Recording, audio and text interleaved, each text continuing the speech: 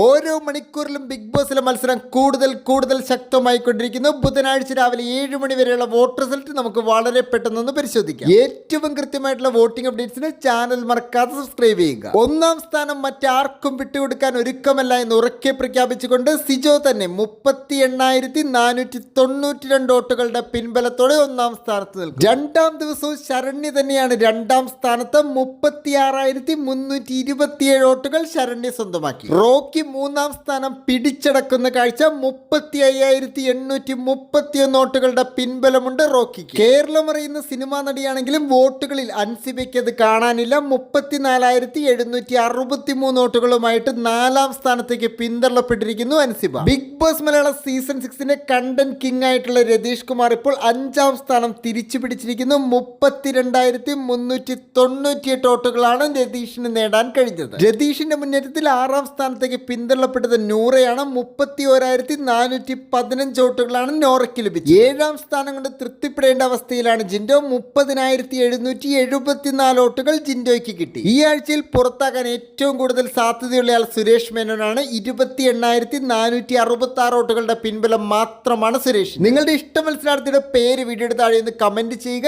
ഏറ്റവും കൃത്യമായിട്ടുള്ള voting അപ്ഡേറ്റ്സിന് channel മറക്കാതെ സബ്സ്ക്രൈബ് ചെയ്യുക. താങ്ക്